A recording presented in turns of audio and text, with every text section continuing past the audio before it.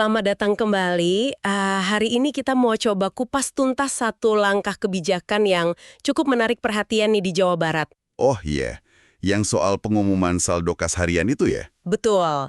Dari Gubernur Deddy Mulyadi, lewat media sosial lagi.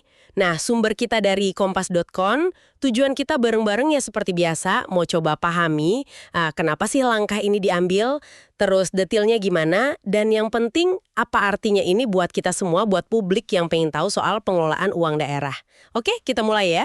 Ya, ini kan efektif mulai Senin, 27 Oktober 2025 ya. Dan memang ini bukan sekedar rutinitas administrasi biasa aja gitu. Kalau kita lihat konteksnya, ini tuh sebenarnya respon langsung. Respon langsung ke siapa atau ke apa nih? Nah, ini kan nyambung sama pernyataan Menteri Keuangan Purbaya sebelumnya. Oh, yang soal dugaan dana kas daerah ngendap itu ya? Tepat. Menko kan sempat nyinggung soal itu. Ada dana Pemda yang kayaknya nggak cepat dibelanjakan, mungkin dalam bentuk deposito gitu. Jadi, ya semacam ada sentilan lah dari pusat. Oke.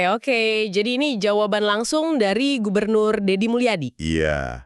Dan menariknya, kritik dari level nasional gini bisa memicu tindakan transparansi yang bisa dibilang cukup radikal ya di tingkat provinsi.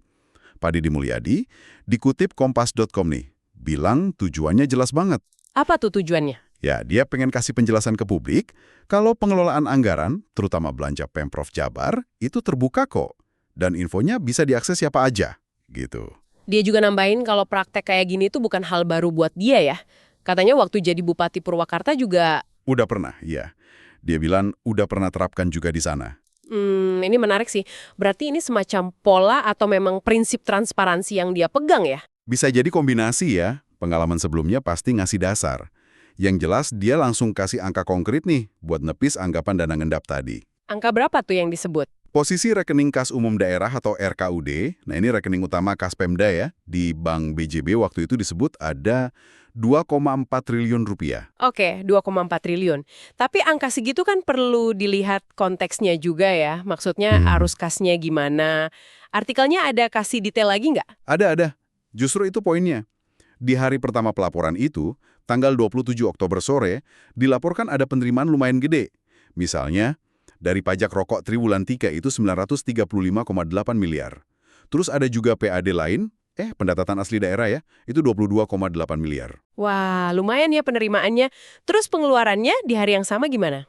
Nah, di sisi pengeluaran, realisasi belanja tercatat 49,6 miliar. 49,6 miliar itu buat apa aja tuh rinciannya? Macam-macam sih. Ada belanja pegawai, terus barang jasa, hibah, ada belanja modal, bahkan sampai bantuan keuangan buat desa.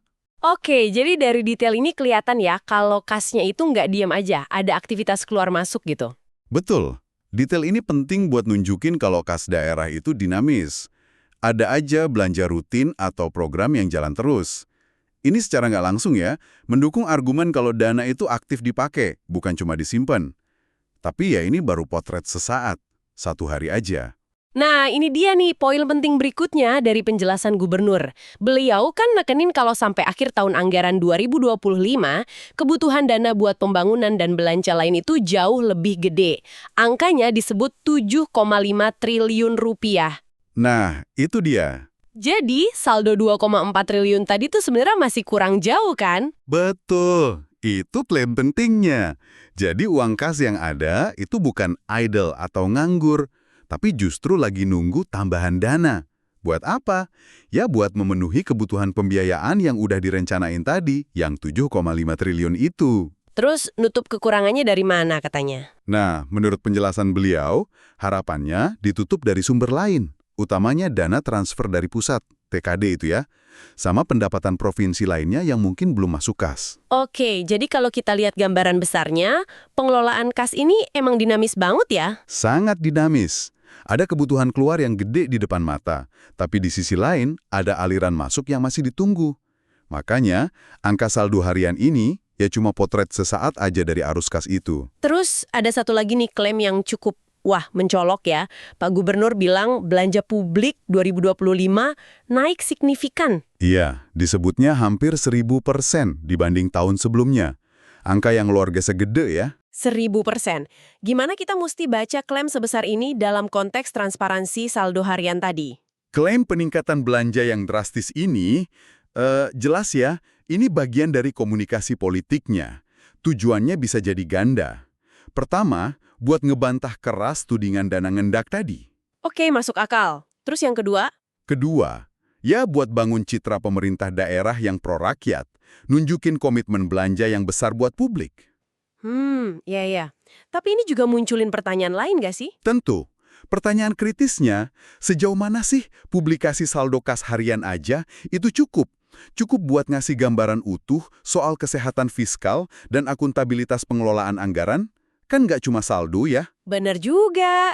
Jadi, transparansi saldo harian ini bisa kita lihat sebagai alat respons politik sekaligus buat bangun citra kinerja, gitu ya? Tepat sekali. Ini langkah komunikasi yang cerdas sih buat merespons kritik, tapi ya itu tadi, buat publik yang kritis, info saldo harian aja mungkin belum cukup. Perlu konteks lain. Konteks lain kayak apa misalnya? Ya, misalnya rincian utang daerah gimana?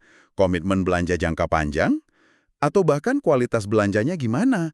Apa saldo yang cukup hari ini tuh menjamin semua kebutuhan prioritas beneran terpenuhi secara efektif? Nah, itu kan pertanyaan lanjutannya. Oke, jadi kalau kita simpulkan dari sumber ini, Gubernur Jabar pakai transparansi saldo kas harian via medsos, ini sebagai respons taktis ya ke kritik Menko. Sekaligus, ini jadi cara buat nunjukin dana daerah itu aktif berputar, sambil nonjolin data kebutuhan dana yang gede dan klaim peningkatan belanja publik tadi. Iya, betul. Dan ini ninggalin satu pemikiran buat Anda semua yang dengerin nih. Kalau nanti pemerintah daerah Anda melakukan hal serupa, nyajiin data kayak saldo kas harian gini, gimana Anda, sebagai warga atau pemerhati, bisa manfaatin info ini? Apa cukup cuma lihat angkanya aja? Atau Anda ngerasa perlu gali lebih dalam lagi? Gali lebih dalam misalnya nanyain rencana penggunaannya gitu ya, atau bandingin sama realisasi program. Persis, biar bisa benar-benar ngawasin dan paham prioritas penggunaan uang publik di daerah Anda gimana. Nah, itu jadi bahan pikiran buat kita semua. Download Tribun X sekarang. Menghadirkan lokal menjadi Indonesia.